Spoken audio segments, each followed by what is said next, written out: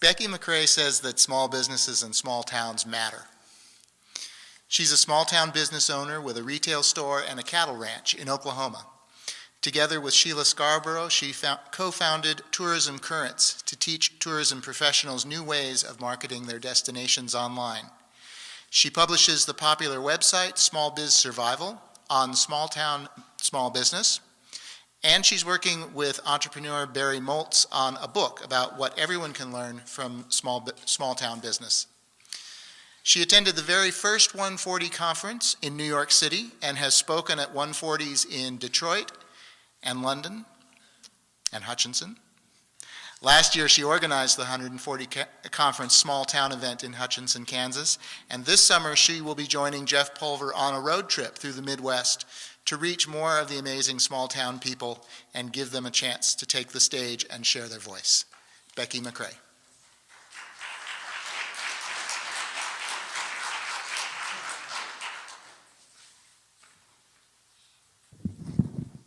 The hugs are a 140 conference tradition. Jeff starts everyone with a hug.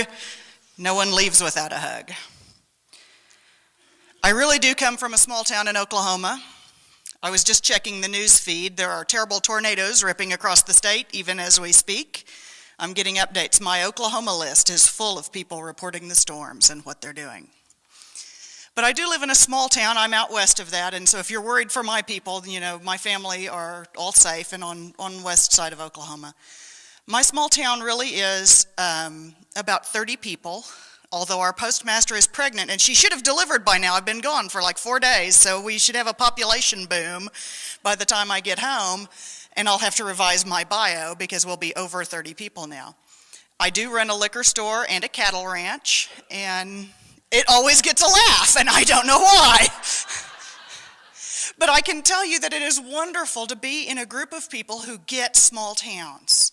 You get it. You understand what's important about being from a small town. It's because being raised in a small town or choosing to move into a small town and become a part of the community means that you have come to some realizations that make a big difference and give you a huge advantage when you go online. Right? So let's talk about two of those things that make our small townness more relevant than it has ever been before. The first one is that every one of your customers can talk to every other one of your customers now. And isn't that just like a small town? If I were to burn one customer at my liquor store, it would not take them 5 minutes to get from the front counter of my liquor store to the lunch counter downtown at the drugstore and get that word spread all across town, right? And now people can do that online instantly. So we have to deal with that. I was speaking to Josh Tomberlin, who's a friend of mine all my life in Alva, Oklahoma. He used to run the auto parts store. These are both in the neighboring town of 5,000. If you're wondering how we have an auto parts store and a liquor store in a town of 30 people, that's actually in the neighboring big town. And Josh was telling me that there was only one thing that was his secret in running auto parts store. Customer service is all you got. And he's absolutely right. And that applies to all of us now. All of us now, that has become the only sustainable competitive advantage is customer service. It's the only sustainable competitive advantage now. So how do we do that? We do that by respecting every individual, trying to learn what they like, what they dislike, what are their favorites. That's what we try to do in small towns, is learn about each person as an individual. And you can do that online, can't you? Now, a big corporation can't do that with all millions of people that they have to deal with, but you can do it with just one person, and it can make a difference. The second way that being from a small town has turned into an advantage is that we grew up with something that now everyone has to deal with, and that is limited resources. In my small town, at least, good jobs have always been scarce. Lending has always been tight. When I went in for a commercial loan, the banker knew my family for 4 generations. 4 generations. When we said we were going to put our building up as collateral, they sent not one but 2 loan officers to inspect the building so that they could be sure it was worth every penny they were going to loan on it. That's the kind of small town banking that I grew up with. So loans have always been tight, jobs have always been scarce. Is that kind of the situation that many of you grew up with in small towns? I see some people nodding and other people going, I don't know what she's talking about. But in my small town, that's the way it was. But do you see how that applies to the whole economy now? Now everyone's having to deal with that. W. Clement Stone, who was an entrepreneur and a philanthropist, said, for every disadvantage, there is a corresponding advantage. And so what's the advantage to having limited resources? It makes us tough and it makes us creative. And we use that as our advantage, don't we?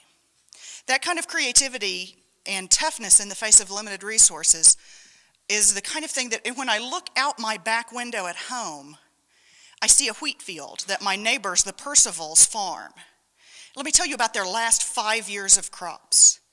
The first year was a pretty good year. They had a real good crop, and the price was not bad, so that one came in pretty good. The next year, they had a little lower than average on their yield, but the prices were decent, and so that one came out good as well. The next year, the price was way up because of that low yield the year before. The price was way up, but it didn't matter because it rained all through harvest. Their crop rotted in the field, and they plowed it under. That's a 0 for the year. The next year, they did okay, and this last June, it started raining during harvest again. And that sinking feeling of panic. They're not going to get anything again this year. And it rained, and it rained, and it finally quit raining, and they got into the fields way late, and they saved about a quarter of their usual income. A quarter. So out of 5 years, that was one really great year, 2 average years, a 0 year, and a quarter of their usual income. How can you survive that? Well, they have 2 secrets, and I think they apply to what you do online as well. The first secret is they diversify. They don't rely just on that wheat crop. In our area in Oklahoma, we have the ability to run cattle out on the wheat, and we have wheat pasture through the fall and winter. So that gives them a way to average out against that. So hopefully the cattle market is not down and dead at the same time that they lose a wheat crop, although that has happened and it is tough. The second secret is, besides diversifying, is to look long term. That year when they had the really great crop, do you think they spent every penny of that money? They can't. They can't spend it all. They have to bank some of it. They have to look long term. They must be prepared for those 0 years. So thinking about what you do online, diversify your efforts. Don't expect that one thing only will carry you all the way through on everything you do online. We all know that some tools go away. MySpace is gone, other things will go. Twitter will come and it will go and be replaced by something else. So diversify your stuff, but don't try to, the farmer doesn't add 5 new crops the same year, right?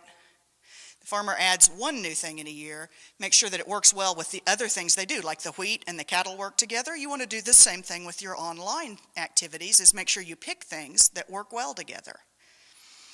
And then thinking long term, I cannot tell you how many businesses have told me they expected instant results. They expected that immediately people would start following them. If you build it, they will come, right? And so they expected they would have instant and beautiful results. And it doesn't work that way.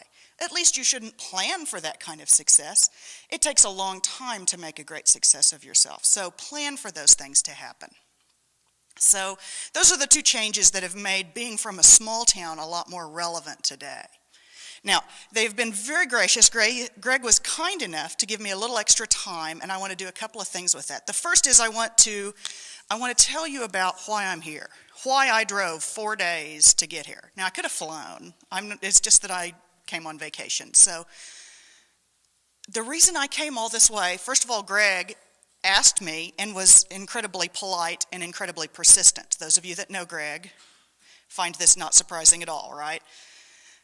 The second reason is that I think it's important that we reach out beyond our state boundaries, that we get beyond our city and our county and our state rivalries. We had a little playful discussion earlier this morning about who was from this county and who was from Calaveras County, and whether we still like you or not.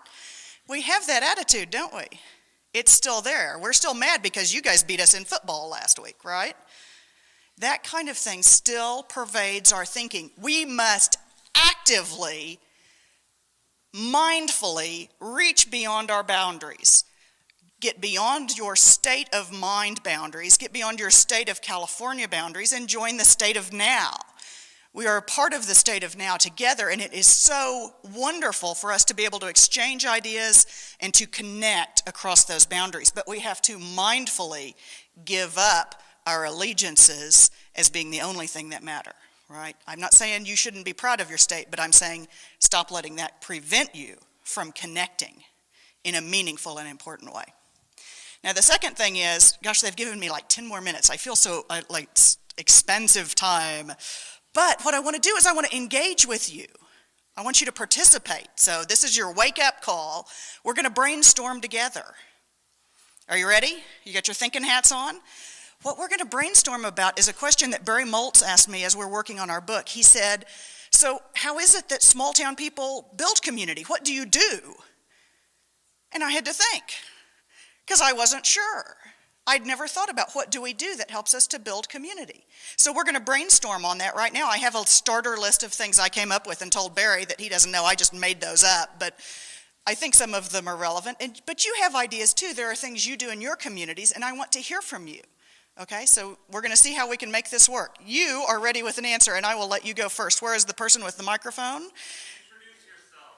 That's what you do. That is great. I thought that was an order. I'm like, I thought we did that. Okay. But that's a great order. The first order of business, when you meet someone or if you see someone, introduce yourself. Reach out. That's a good first step. I need 2 volunteers who will write these down so that we don't lose them, or somebody that can tweet them all. Where are my active tweeters? Please, somebody make a list for me.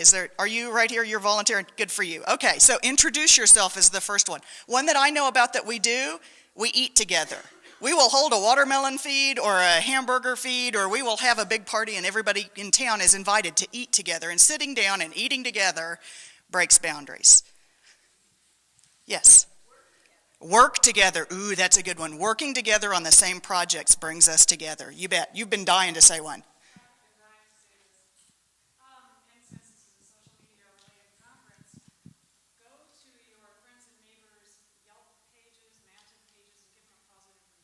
Ooh, I like that. That's a very online one, which is, if you will, go out to your communities, your friends and your business neighbors, go to Yelp, go to Google, go to TripAdvisor, go to all the places where businesses are reviewed, and leave your local businesses a positive review when they do good stuff for you. That's great. Voice a need. Ooh, that's good.